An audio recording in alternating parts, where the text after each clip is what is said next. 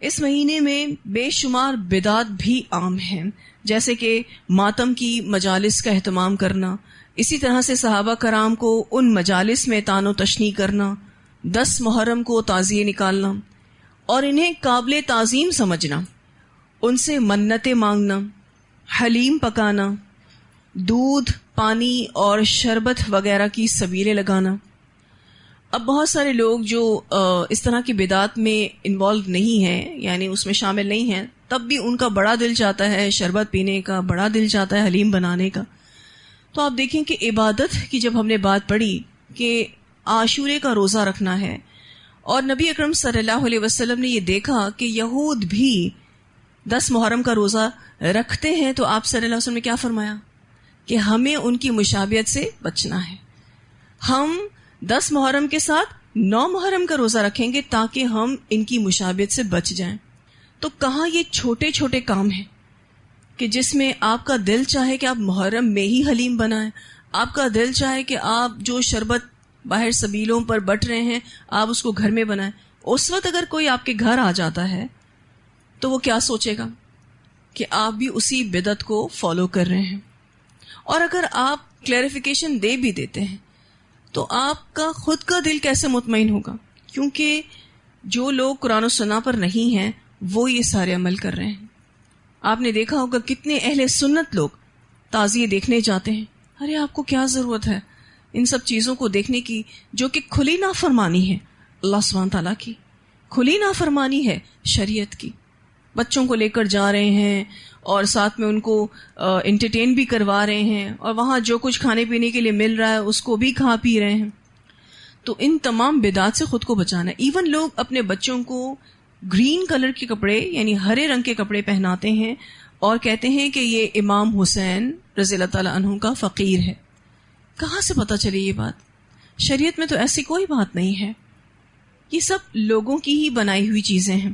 پھر یہ کہ محرم کو سوگ کا مہینہ قرار دینا کہ جی یہ غم کا مہینہ ہے، سوگ کا مہینہ ہے، اس میں شادیاں نہ کرنا اور کالا لباس پہننا، تو ایسی کوئی بات نہیں ہے۔ آپ اپنی خوشیوں کو بھی اس منتھ میں سیلیبریٹ کر سکتے ہیں۔ اگر کسی کی شادی ہے تو شادی ہو سکتی ہے، اس کے بارے میں غلط سوچنا کہ دیکھو اس نے محرم میں شادی رکھی ہے، تو کیوں نہیں ہو سکتی محرم میں شادی؟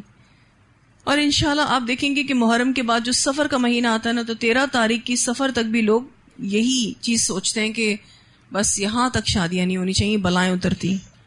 اب لوگوں کے اپنے اپنے کانسیپٹس ہیں۔ پھر اسی طرح سے ذوالجناح ایک گھوڑے کا نام ہے، اس کا جلوس نکالنا، اس کو متبرک سمجھنا، اسے بابرکت سمجھنا، ان سب چیزوں کا شریعت سے دور دور تک کوئی واسطہ نہیں۔ یہ تمام چیزیں صدیوں بعد کی پیداوار ہیں۔ اللہ تعالی ہم سب کو ان سب بدعات سے محفوظ رکھے اور ہمارا عمل خالصتاً قرآن و سنت کے مطابق ہو۔ تو ہم اس سال جو ہم شروع کر چکے ہیں، نیا سال الحمدللہ شروع ہو گیا، اس سال ہم نے کچھ عہد باندھنے ہیں۔ وہ یہ کہ اپنی زبان اور اپنے عمل دونوں سے ہر ایسے کام سے بچیں گے جو دوسرے کی اذیت اور تکلیف کا باعث بنے یا جس سے کسی کی دل آزاری ہو۔ پھر یہ کہ صحابہ کرام رضی اللہ عنہم جیسی بے مثال شخصیات کے لیے کوئی نازیبہ کلمات ادا نہیں کریں گے جن سے ان کی بے ادبی اور توہین ہو۔ الحمدللہ ہم اپنی زبانوں سے ایسی کوئی بات ادا نہیں کرتے، لیکن سنیں گے بھی نہیں، کیونکہ اگر آپ نے ایسی کوئی باتیں سن لیں تو اس سے آپ کا دل پریشان ہو جائے گا۔ صحابہ کرام سے محبت کرنا ایمان کی علامت ہے۔ پھر یہ کہ کوئی رنجش، کوئی ناچاکی ہو تو وہ بھی ختم کر دیں اور امن کا پیغام، صلح کا پیغام عام کریں، اپنے قول سے بھی اور اپنے عمل سے بھی۔ یعنی ہم ایک پیسفل پرسنالٹی ہوں، ٹھیک ہے نا، جو امن کو پسند کرتے ہیں، جو لوگوں کے درمیان صلح کو پسند کرتے ہیں، محبت کو پسند کرتے ہیں۔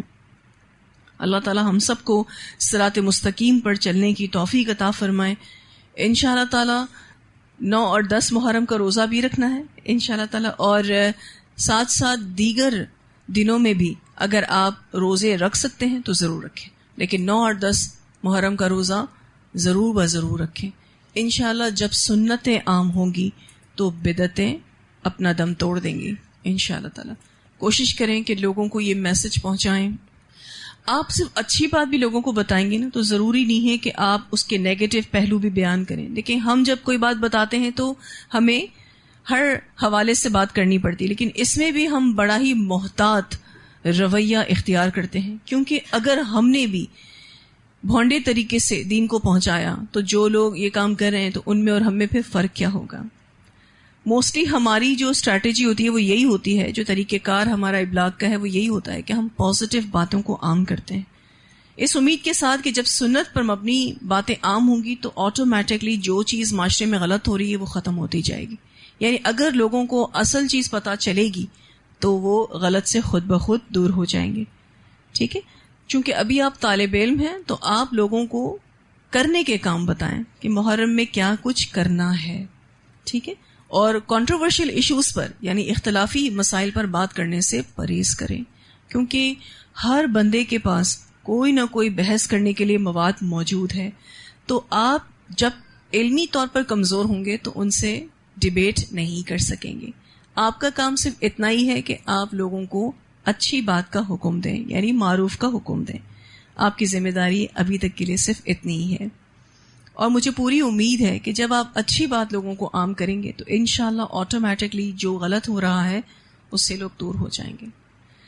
ہو سکتا ہے کہ لوگ آپ سے سوال کریں کہ ایسا کیوں ہوتا ہے, ویسا کیوں ہوتا ہے. جو قرآن کے اسٹوڈنٹس ہوتے ہیں لوگ ان سے عموماً اس طرح کے سوال کرتے ہیں اس امید کے ساتھ کہ شاید وہ کچھ پڑھ رہے ہوں, ان کو کچھ پتا ہو. تو میں آپ کو یہی تلقین کروں گی کہ کنٹروورشل ایشوز میں کبھی بھی اپنے آپ کو انوالو نہ کریں, اختلافی مسائل میں نہ پڑیں, کیونکہ دیکھا یہ گیا ہے کہ ان ٹاپکس پر بات کرنے کا کوئی خاطر خواہ نتیجہ نہیں نکلتا, کوئی اچھا رزلٹ نہیں آتا. ٹھیک ہے جی, اللہ تعالی ہم سب کو بہترین عمل کرنے کی توفیق عطا فرمائے. اللہ ہمیں توفیق دے کہ ہم قرآن اور سنت کو اپنی ذات کے ساتھ بلند کریں. اللہ ہماری ذات سے دین کو بڑھوتری نصیب کرے. بے شک ہدایت دینے والی ذات صرف اور صرف اللہ کی ہے, ہمیں اللہ اس کا ذریعہ بنا دے.